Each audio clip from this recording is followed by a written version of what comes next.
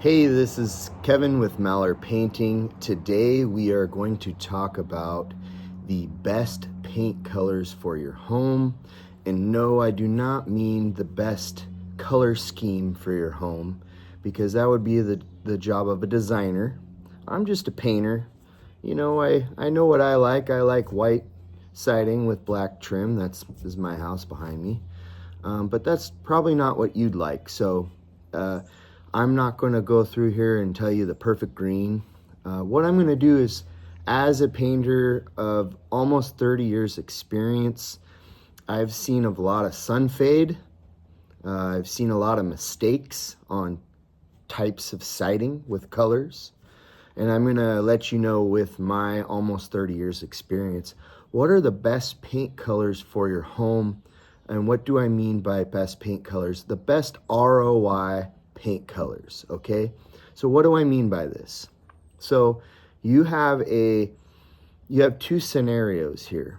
Maybe you've been on Pinterest and you've seen a wonderful navy blue house with white trim. Okay, so you get your house painted navy blue and your painter doesn't know what he's doing and he picks a very low level paint, and you decide to go with flat finish. And then about 4 years later, you noticed on your south and your west wall that the blue is starting to fade significantly. And the reason for this is, number one, a very low level paint.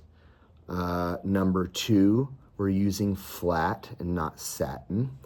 Satin will have a better color retention over a 10 to 15 year duration.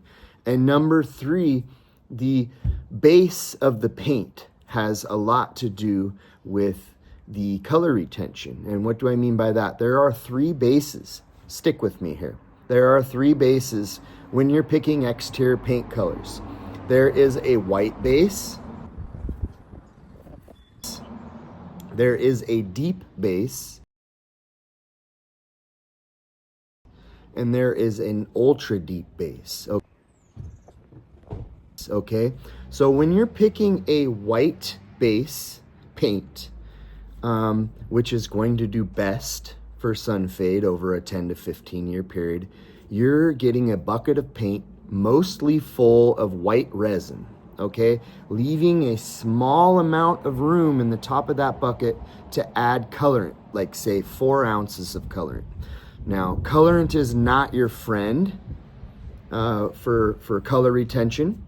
The more colorant, the more risk of sun fade over a long duration of period. So when I say that, look behind me, my siding is white. It's extra white from Sherwin-Williams. There is zero tint, and this wall over here will never fade.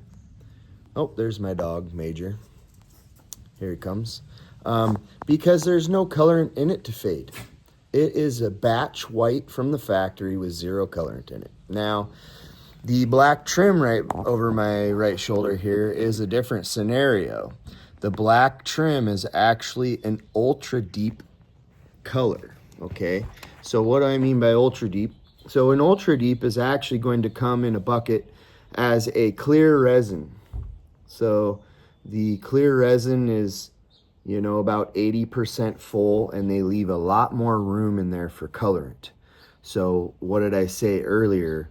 The more colorant, the more risk of sun fade. So not only do you have more colorant in there, but also that colorant is diluting the original resin. So already off the bat, you have less original resin than a white base, only room for 4 ounces. Deep base, there's room for, I think, around 14 to 16 ounces. So already you have less resin, and then you're pumping it full of 14 to 16 ounces of colorant to make black or navy blue or forest green or chocolatey brown, to make these super rich colors, and that is diluting the less original resin already. So what do we have? We have that paint being sprayed on the wall, and it's going to fade quicker than a white base.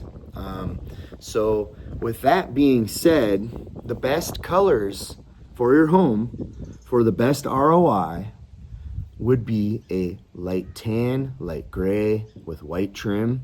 But in my opinion, the best colors that you can find are something that's shot in a white base with kind of a warmer tone. You can get some good tans, some good light grays in a white base. It doesn't take very much black colorant to turn white a gray color. So if you can find a color from Sherwin-Williams or whatever paint store you go to, and you can go up to the associate and ask, hey, is this shot in a white base? You're going to have a better color retention over a 10 to 15 year period. So if you're paying, let's just say you're paying, my average job size is, around $9,000, $10,000 for an exterior. If you're paying about $9,000 to get your house painted and you paint it navy blue, and even with good paint, you're probably 6-7 year range before the wall starts fading. You're getting a 6 to 7 year good color retention out of that $9,000 that you spent. Now, on another note, my house, say you pay $9,000 to get this house painted in white, and the painter does a really nice job of pressure washing, uses the highest quality caulking on the market, then you're going to get 12 to 15 years out of this paint job before the caulking starts to crack and water starts to intrude behind the siding.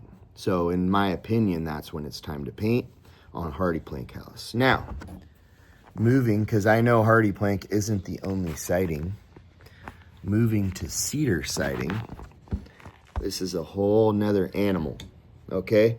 Pre-1979, I know in Oregon, anything pre-1979 is a chance of lead. Not only is there a chance of lead, this home has probably been painted multiple times from 1979 or 1969 to 2025. That house has seen multiple layers of paint. So you have all these layers of paint, and you're out on your south wall and you happen to see bubbles already, the paint's chipping, bubbling, and you want navy blue or charcoal, you're basically about to murder your house. And what do I mean by that? So say your house is white, it's already bubbling and fading. White is actually deflecting the heat, causing your house to stay cooler. When you add that darker color, now your siding is conducting a lot more heat. Okay, so you're introducing that new rich dark color. The sun is absorbing more heat into your wood siding. And what that's going to do is it's going to cause old layers of paint to fail. It's going to cause it to pop off under your new paint job. So you're going to go through, it's going to look beautiful this summer. Next, go through a winter cycle. Next summer, it's going to heat up your siding. Next thing you know, you're going to start to see bubbles everywhere, and which is a huge problem.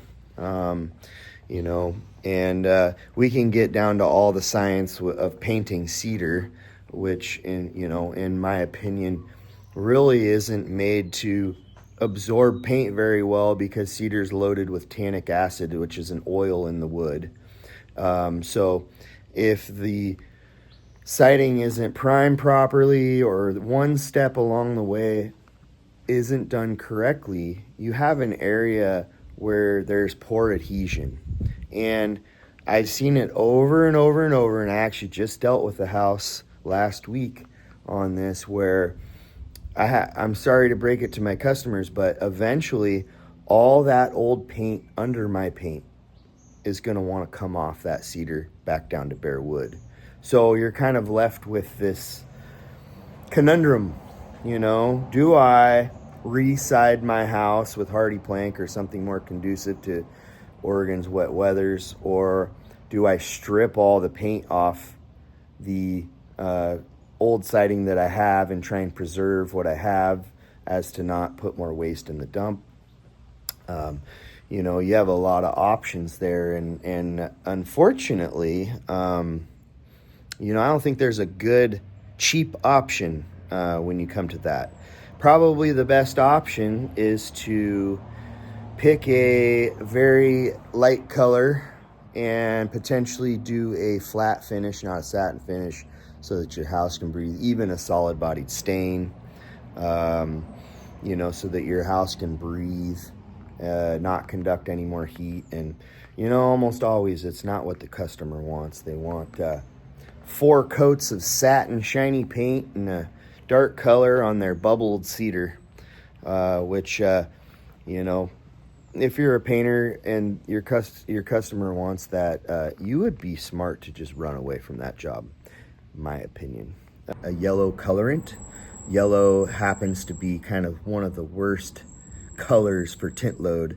That's why I say that navy blue, forest green, brown, chocolatey brown, and cherry red, brick red colors do not do very well for color retention, because they have a, you know, predominantly yellow tint load to make those colors in an ultra deep bucket of paint.